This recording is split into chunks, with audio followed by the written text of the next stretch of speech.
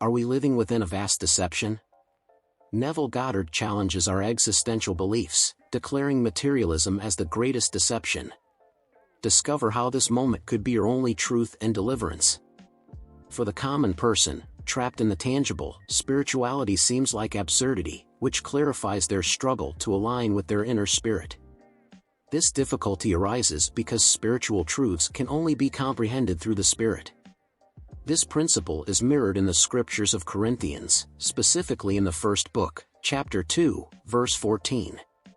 Neville teaches us that we are divine beings who have ventured into this earthly domain to experience diversity, becoming captivated by the material and considering it our only reality.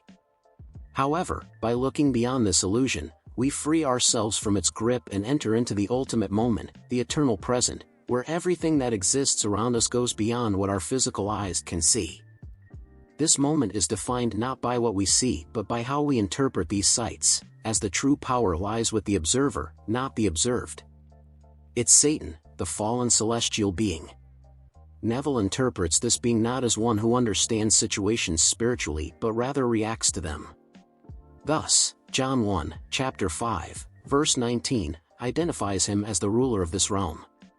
The portrayal of Satan is not merely as a figure with horns holding a fiery fork, it is represented in the belief that only matter is real. By placing more trust in the goal you envision than in the current conditions you wish to change, you dispel your own Satan or free yourself from your material obsession. Both the future and the past are imprisoned within our imagination, always operating in the now. Hence, all power lies in the present, as this is where we have the ability to act. As Shakespeare intimates in Macbeth, I feel tomorrow in this moment. Those who look past the material do not resist creation but instead create. They understand that their present reality was shaped by their imagination and perception of Caesar's world, the realm of matter. Corinthians 2, in its 6th chapter, verse 2, offers the secret, "Behold, now is the accepted time, behold, now is the day of salvation." Nothing can hinder you from reaching your goal except your view of this world.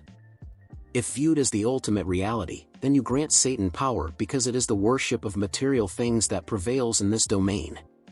There's no need to abandon this world and its material temptations, rather, realize that it reflects another dimension, and without this other, the material world would be meaningless. Once you grasp this truth and master your thoughts, nothing will stand between you and your dreams. Allow me to narrate the tale of a young lady who encountered her day of salvation just as depicted in Corinthians, immersing herself in the eternal now and transforming her fantasy into her present reality, thereby allowing her envisioned future to materialize. We will refer to her using her initials, as is our custom here, JRV. Within the vast expanse of potentiality, where every idea harbors the potential to manifest into reality, the narrative of JRV emerges as a powerful affirmation of the power of the imagination, urging us to reconsider our perceptions of both the physical and metaphysical worlds. This story, deeply rooted in Neville Goddard's teachings, invites us to cross the thresholds of the tangible universe, leading us into a realm where the dimensions of time and space elegantly merge, enabling us to function from the eternal now. JRV's episode, often perceived as fortuitous happenstance, acts as a striking demonstration of how our deepest visualizations and desires materialize in our external reality. This event compels us to rethink our conventional views of existence, underscoring our role as the creators of our fate. By aligning with the universal cadence of creation and residing in the boundless present, we unlock the extensive possibilities that lie within our imaginative reach. Neville's depiction of Satan as the manifestation of our tendency to view the world exclusively through a materialistic prism symbolizes our imprisonment within a limited perspective. This outlook confines us to the dominion of the physical, obstructing our ability to see beyond the observable and recognize our vast spiritual potential. Escaping this material fascination dispels our inner demons, facilitating a reality where the spiritual and material blend in harmony. The biblical passage in Corinthians 2, "Behold, now is the favorable time, behold, now is the day of salvation," acts as a poignant prompt that the present holds the power to transform our lives. This notion, echoing Shakespeare's wisdom, "I sense the future already within me, even now," underscores the importance of living in the now, aware that our current imaginations and perceptions shape our future. the story of JRV not only illuminates the strength of the imagination but also the universal interconnection between all beings and events.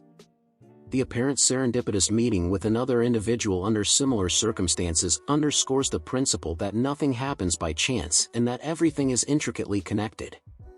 This awareness opens our eyes to the reality that, as embodiments of the divine imagination, we have the power to change the fabric of reality with our thoughts and desires. Contemplating JRV's journey alongside Neville Goddard's teachings encourages us to reflect on our own interaction with the physical and spiritual realms.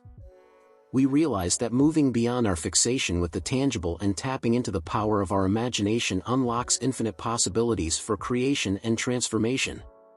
This journey towards spiritual enlightenment does not require forsaking worldly pleasures but rather an enlightened understanding of their essence as reflections of a higher reality.